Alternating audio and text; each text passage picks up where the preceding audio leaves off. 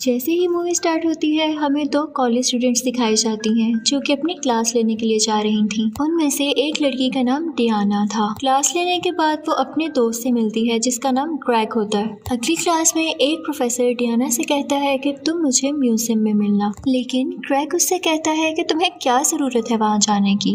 लेकिन डियाना उससे कहती है कि मैं वहाँ पर मौजूद कुछ नई चीजों को देखना चाहती हूँ। उसके बाद वो म्यूजियम में चली जाती है, लेकिन देखती है कि प्रोफेसर तो वहाँ नहीं थे। वो उन्हें ढूंढती है लेकिन वो उसे नहीं मिलते। इसके बाद उसे वहाँ पर पड़ा हुआ एक ब्रीफकेस दिखाई देता है जिसके ऊपर ट्रेजर ऑफ पर्शिया लिखा हुआ था, यानी पर्शिया का पुराना खजाना। उसे उसके अंदर एक बॉक्स दिखाई देता है। वो उसे देखती है और खोलने की कोशिश करती है, लेकिन इसी दौरान उसकी वहाँ आंख लग जाती है। लेकिन जब उसकी आंख खुलती है तो उसे उस बॉक्स के ऊपर एक पिन दिखाई देती है।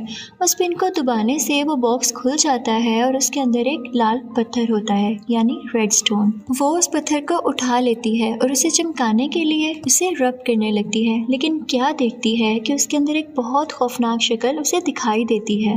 लेकिन साथ ही वहाँ पर प्रोफेसर आ जाते हैं और वो बहुत डर जाती है। प्रोफेसर उसे कहते हैं कि डरो मत, डरते तो वो लोग हैं जिनसे कोई गलती हुई हो, तो तुम बताओ तुमने क्या गलती की है। तो वो कहती है कि प्रोफेसर मैंने ऐसा कुछ नहीं किया, आप ये बॉक्स देखें, इसके अंदर कुछ खौफनाक मौजूद है। प्रोफेसर जब उस बॉक्स को खोलते हैं तो उन्हें भी वो लाल पत्थर दिखाई देता है। वो उसको गौर से देखने लगते हैं और कहते हैं कि परेशान मत हो, हम जल्द ही इसका पता लगा लेंगे। डियाना उन्हें बताती है कि इस बॉक्स के अंदर कुछ नोट्स भी मौजूद हैं, लेकिन उनकी जुबान यानी लैंग्वेज कुछ और है और मुझे समझ नहीं आ रही। प्रोफेसर जब वो नोट्स देखते हैं तो कहते हैं कि मैं इस लैंग्वेज को जानता हूँ, लेकिन साथ ही साथ प्रोफेसर बहुत हैरान होते हैं क्योंकि वो इस बॉक्स को आज तक नहीं खोल पाए। वो डियाना से पूछते हैं कि तुमने इसको कैसे खोल लिया।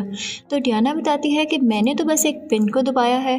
तो प्रोफेसर कहते हैं कि मुझे खुशी हुई कि तुमने मेरा काम आसान कर दिया, तो चलो इसी खुशी में आज हम डिनर करते हैं, चलते हैं। लेकिन डियाना मना कर देती है कि बहुत रात हो चुकी है, आई एम सॉरी प्रोफेसर।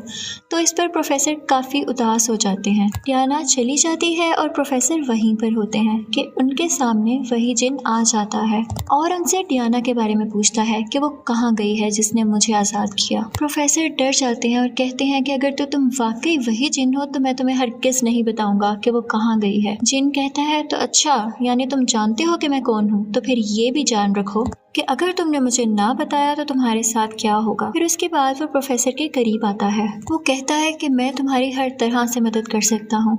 तो प्रोफेसर कहते हैं कि नहीं थैंक यू, मुझे तुम्हारी मदद नहीं चाहिए। उसके बाद जिन को गुस्सा आ जाता है और वो गुस्से में कुछ करने ही वाला होता है कि पीछे से प्रोफेसर की आवाज़ आती है कि रुको, मुझे एक मौका दो। प्रोफेसर कहता है कि मैं चाहता हूँ कि दो खूबसूरत लड़कियाँ मेरी खिदमत करें। इसके साथ जिन कहता है कि ठीक है, तुम्हारी ये ख्वाहिश पूरी हुई। और उसी के साथ दो लड़कियाँ आती हैं और प्रोफेसर को नोच लेती हैं। प्रोफेसर इस जिन के बारे में सब कुछ जानता था कि ये वही जिन है जो लाल पत्थर से अब आज़ाद हुआ है, लेकिन फिर भी अपनी बेवकूफ़ी की वजह से वो यहाँ मारा जाता है। दूसरी तरफ हमें डियाना दिखाई जाती है जो कि अपने दोस्त ग्रेग के साथ थी, और जिस दौरान जिन प्रोफेसर को मार रहा था तो उसी वक्त डियाना को भी इस चीज़ के विजन्स आ रहे थे। वो बहुत घबरा जाती है और वहाँ से चली जाती है। दूसरी तरफ हमें जिन दिखाया जाता है जो कि प्रोफेसर के फेस की स्किन को उतार कर खुद के फेस पर लगा लेता है और अब वो बिल्कुल प्रोफेसर जैसा दिख रहा था और प्रोफेसर की डेड बॉडी को एक कैबिन में छुपा देता है। जिन वो लाल पत्थर उठाता है और वहाँ से चला जाता है।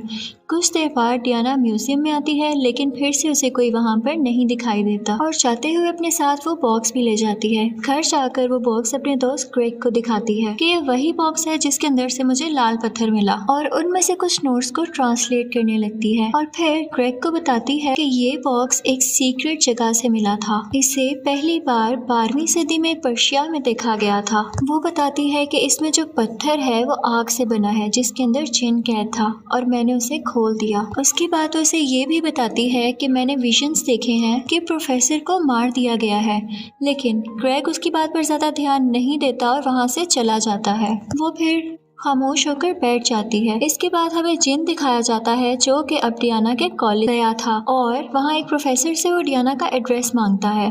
तो वो कहती है कि नहीं सॉरी, ये हमारी प्राइवेसी रूल्स के खिलाफ है। तो जिन उसे कहता है कि तुम जो चाहोगी मैं वो तुम्हें दूंगा, उसके बदले में तुम मुझे डियाना का एड्रेस दे दो। वो कहती है कि फिर तुम मेरी तमाम विशेस पूरी कर दो। जिन कहता है कि तुम सिर्फ एक ही ख्वाहिश कर सकती हो। तो वो कहती है कि हाँ, फिर आग लगा दो इस जगह को ताकि सब सुकून से रह सकें। तो फिर सच में उस जगह में आग लग जाती है और वो भी मारी जाती है। इस दौरान भी डियाना को इस चीज़ के विजन्स आ रहे थे और उसकी तबीयत ख़राब होने लगती है। लेकिन जब उसे उस टीचर की डेथ के बारे में पता चलता है तो वो आकर देखती है और फिर से डर जाती है। घर जाकर वो बाकी के नोट्स को भी ट्रांसलेट करती है और वो चाहती थी कि वो जिन के बारे में तमाम इन्फॉर्मेशन ले ले। अगले दिन जिन प्रोफेसर के रूप में जिसने उसे सबसे पहले मारा था कॉलेज में क्लास लेने आता है और सबसे पूछता है कि डियाना किधर है। तो बच्चे उसे बताते हैं कि वो हमेशा लेट ही आती है। उसके बाद डियाना जब जा रही होती है तो उसे वो प्रोफेसर दिखाई देता है। तो वो अपने सब फ्रेंड्स को कॉल करती है और ग्रेग को भी बताती है कि ये प्रोफेसर नहीं है, ये जिन है जिसने प्रोफेसर का रूप धार लिया है, यानी ये प्रोफेसर के रूप में इधर उधर फिर रहा है। डियाना के फ्रेंड्स इस बात पर यकीन नहीं करते, लेकिन ग्रेग उनसे कहता है कि यार एक बार तो यकीन कर लेना चाहिए। डियाना की फीमेल फ्रेंड तो उसकी बात पर यकीन कर लेती है, लेकिन उसका मेल फ्रेंड उनकी बात का मजाक उड़ाकर वहाँ से चला जाता है। उसके बाद वो तीनों हमें एक लाइब्रेरी में दिखाए जाते हैं ताकि वो जिन के बारे में और इन्फॉर्मेशन ले सकें। उसके बाद ग्रेग, डियाना और उनकी वो दोस्त जिसने उसकी बात पर यकीन किया था तीनों चल पड़ते हैं कि तभी जिन भी उनको ढूंढता ढूंढता आ जाता है, लेकिन डियाना और उसके दोस्त वहाँ से भाग जाती हैं। ग्रेग वहाँ ही रुक जाता है और गुस्से से उससे पूछता है कि आखिर तुम चाहते क्या हो। तो वो उससे कहता है कि मैं चाहता हूँ कि वो मुझे अपनी 3 विशेस बताए। ग्रेग कहता है कि तुम्हारा दिमाग ख़राब है। तो जिन उसे अपने चेहरे की असली झलक दिखाता है जिसकी वजह से वो बहुत डर जाता है और वहाँ से चला जाता है। ग्रेग आकर सबको बताता है कि वो प्रोफेसर नहीं बल्कि वाकई में जिन है। उसके बाद ग्रेग और डियाना चर्च में जाते हैं, लेकिन वहाँ भी पादरी यानी फादर की जगह जिन ही था। वो दोनों डरकर भाग जाते हैं। जिन अपनी पावर यूज़ करके तमाम दरवाजे बंद कर देता है और फिर डियाना के पास आता है और कहता है कि बताओ मुझे अपनी ख्वाहिश। वो कहती है कि मैं नहीं बताऊंगी, कभी नहीं बताऊंगी। तो जिन वहाँ चर्च में मौजूद एक और लड़की को लेकर आता है और कहता है कि तुम्हें मैं वक्त देता हूँ, तुम तब तक अपनी ख्वाहिश सोचो और मैं तब तक इसकी ख्वाहिश पूरी कर लूँ। दरअसल वो लड़की जिन पर यकीन कर बैठी थी और अपना वज़न कम करना चाहती थी और जिन उसकी ख्वाहिश पूरी कर देता है कि देखते ही देखते उसके मुंह से बहुत सारा खून आने लगता है। वो तड़पने लगती है। तो जिन डियाना के पास आता है और कहता है कि अगर तुम चाहो तो मैं इसका दर्द ख़त्म कर दूँ, बताओ मुझे ख्वाहिश। तो डियाना कहती है कि मैं चाहती हूँ तुम इसका दर्द ख़त्म कर दो प्लीज़।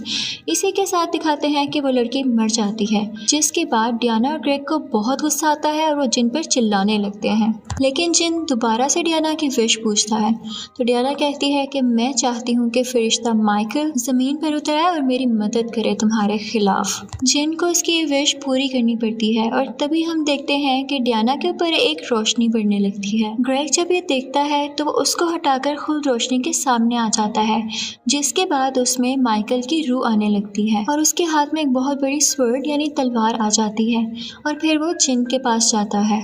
माइकल और शैतान की काफ़ी लड़ाई होती है। उसके बाद वो शैतान को बेहोश कर देता है, यानी उस जिन को जिसने उसकी विश पूरी की थी। उसके बाद माइकल डियाना को लेके वहाँ से निकल जाता है। वो दोनों कॉलेज के ऑडिटोरियम में आ जाते हैं, लेकिन जिन फिर से उनके पीछे आने लगता है। डियाना माइकल से पूछती है कि क्या ग्रेग वापस आ जाएगा। तो वो कहता है कि हाँ, जिन को हराने के बाद और उसे वापस भेज देने के बाद बिल्कुल आ जाएगा। दूसरी तरफ जिन डियाना की फ्रेंड्स के पास जाता है और उसके बारे में पूछता है। वो उसके दोस्त से पूछता है कि कहाँ है वो। तो वो कहता है कि मुझे कुछ मालूम नहीं। तो वो उससे कहता है कि क्या तुम्हारी कोई विश है। तो वो उससे गुस्से से कहता है कि मुझे छोड़ दो। तो वो उसे गुस्से से दीवार पर फेंकता है, जिसकी वजह से दीवार पर लगी कोई नुकीली चीज़ उसके अंदर चली जाती है और वो बहुत बुरी तरह जख्मी हो जाता है। वो बहुत ज़्यादा तड़प रहा था। तो वो जिन से कहता है कि प्लीज़ मेरा दर्द ख़त्म कर दो, चाहे तो मुझे मार दो। लेकिन जिन कहता है कि इस चीज़ का हक सिर्फ डियाना के पास है और वही तुम्हारा दर्द ख़त्म कर सकती है, उससे कहो कि वो ये विश करे। डियाना ये सब कुछ देख रही थी लेकिन वो कुछ नहीं बोल सकती थी, इसलिए वो वहीं पर तड़प तड़प कर मर जाता है। जिन कहता है कि अगर तुमने अब भी मुझे कोई विश ना बताई तो मैं तुम्हारे बाकी दोस्तों को भी मार दूंगा। ये सुनकर डियाना रोने लगती है तो माइकल उससे कहता है कि तुम रो क्यों रही हो? अच्छा, मुझे ये बताओ कि तुम अपने दोस्तों को बचाने के लिए और सब कुछ ठीक करने के लिए अपनी जान दे सकती हो क्या? तो माइकल उसे अपनी स्वॉर्ड देता है, जिसको पकड़ते ही उसमें आग लग जाती है और उसकी बाजू जल जाती है।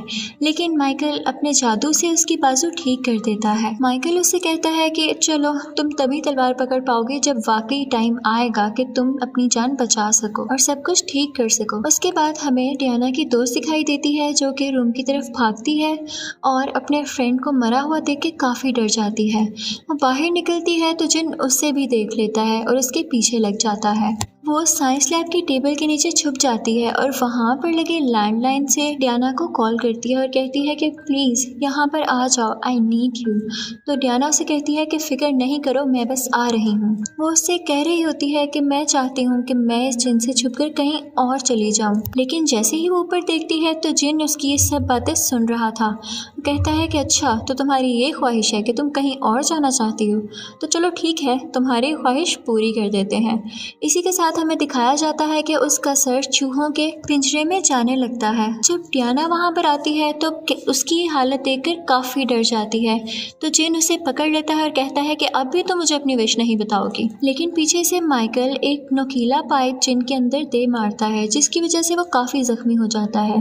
फिर वो उस पाइप को बाहर निकालता है और उन दोनों की काफ़ी लड़ाई होती है। फिर उसके बाद वो उसका एक हाथ काट कर डियाना को लेकर माइकल अपने साथ चला जाता है। लेकिन जिन अपना कटा हुआ हाथ अपने साथ वापस लगा लेता है और उन दोनों का पीछा करने लगता है। भागते भागते वो दोनों एक छत पर आ जाते हैं और जिन भी उन्हीं के पीछे था। जिन यहाँ भी डियाना से उसकी आखिरी और तीसरी विश के बारे में पूछता है, लेकिन डियाना कहती है कि तुम्हें आज़ाद करने वाला ही जब नहीं रहेगा तो तुम्हारा क्या होगा, इसलिए मैं अपनी जान दे रही हूँ। ये कहते ही वो बिल्डिंग से छलांग लगा देती है, लेकिन फौरन से जिन उसे बचा लेता है और तभी माइकल अपनी स्वॉर्ड डियाना को दे देता है कि लो, टाइम आ चुका है। डियाना उस तलवार से जिन पर अटैक यानी हमला करती है और वो फिर से उस पत्थर में चला जाता है और दोनों बिल्डिंग से गिर जाते हैं। डियाना काफ़ी इंजर्ड हो चुकी थी, लेकिन माइकल उसके पास आता है और अपनी पावर से उसे ठीक कर देता है और माइकल ग्रेग की बॉडी से फिर चला जाता है और ग्रेग वापस लौट आता है और डियाना भी ठीक होकर उसके पास चली जाती है। यहाँ पर ये मूवी ख़त्म होती है and thank you for watching.